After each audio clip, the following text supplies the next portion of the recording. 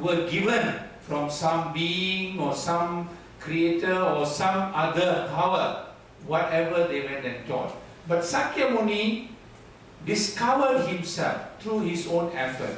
It is not a revealed teaching, but a teaching which is born out of actual experience and living. That is important for us to understand. Our Dhamma is based on a person who actually lived, a person who was so wonderful in terms of his human qualities. He had so much of compassion in his actual life.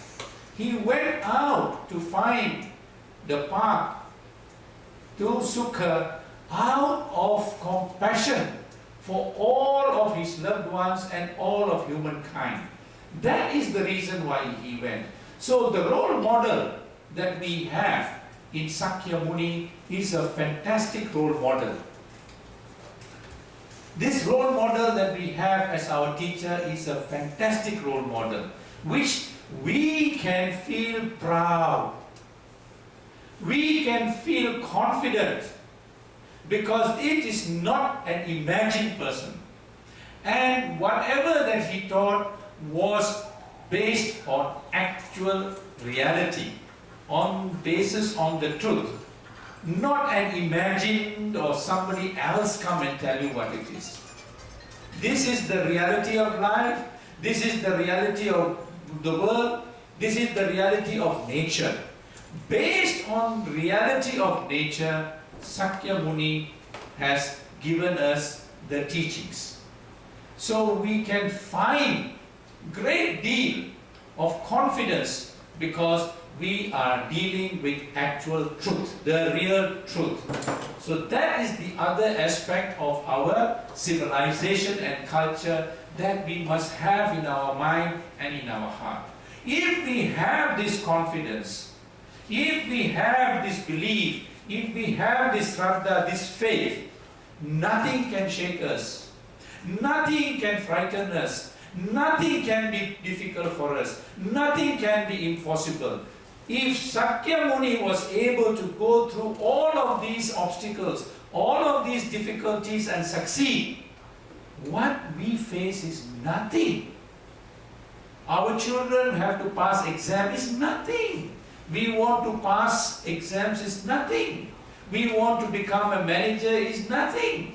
We want to become a successful businessman is nothing. It's very small, very simple. So we must feel that if Sakyamuni can achieve this, we can also achieve whatever we are trying. If we put our mind and our heart to follow his teachings. And his teachings have got so wonderful guidelines, so wonderful ways of how to live a successful life, how to live a purposeful life, and how to live a meaningful life. His teachings were not confined to only monks and nuns. He is teaching some of his best teachings, the most popular, the most useful, the most well-known teachings are teachings for you and me, for lay people, for fathers, for mothers, for husbands, for wives, for children. These are the teachings we need to focus on.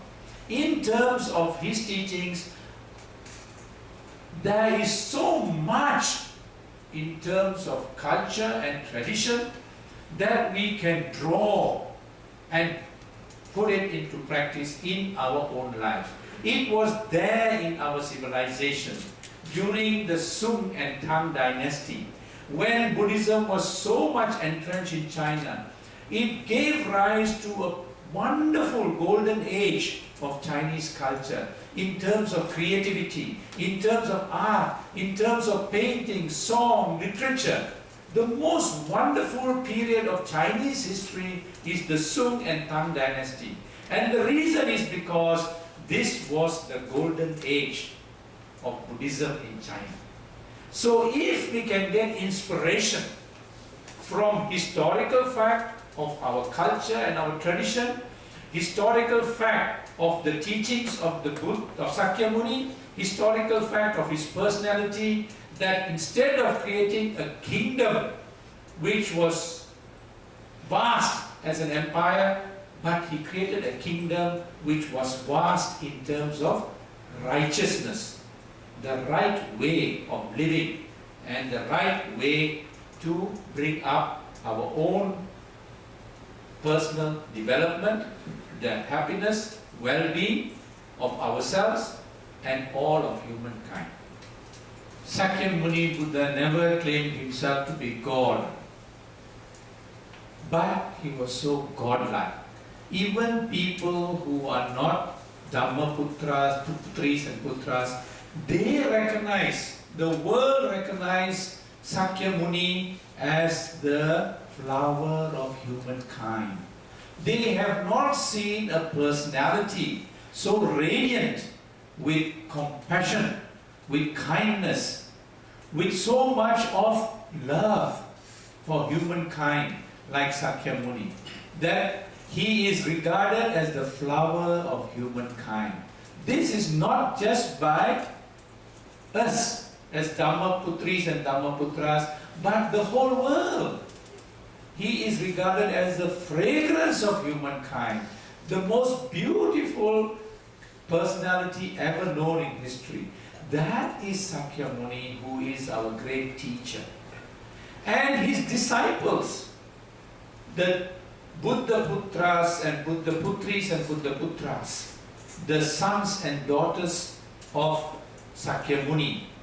He started with 5 main disciples, and he had a wonderful following of great Arahants, Sarut and Mahamugalan.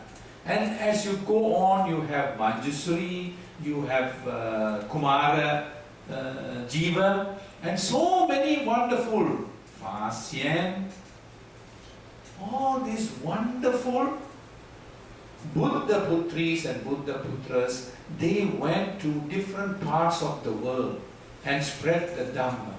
They didn't carry any sword. They didn't threaten anybody. They didn't force anybody. They went as missionaries of the wonderful Dhamma. That's all they had. And they were able to pass on this wonderful Dhamma to so many other countries all over the world. This is unique. This is very unique in our culture, in our tradition, in our civilization. You won't find in other teachings, in other traditions, this kind of blameless history. Not a single drop of blood was spilled in the name of spreading the Dhamma. Not a single drop of blood. You look at the other histories, you look at the other cultures and civilizations, they cannot say the same. This is another reason why we can be proud to be Dhammaputris and Dhammaputras, because our culture, our tradition is such that it is blameless. It is completely the opposite.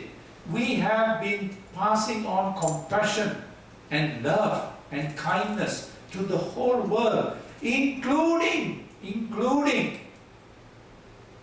other living beings, animals and other creatures, because of the concept and the belief and the practice of ahimsa, not to hurt or not to kill any other living being. And this is how Sakyamuni passed on the Dhamma to all across northeastern India and to the rest of the world through his disciples. Now we as Dhammaputris and Dhammaputras must emulate, must bring these wonderful qualities of Sakyamuni and our history and culture and express and show it in all the ways that we can, in our own daily life as well as in wherever we work or wherever we have any relationship with somebody else. That is more important than just knowing all about these things.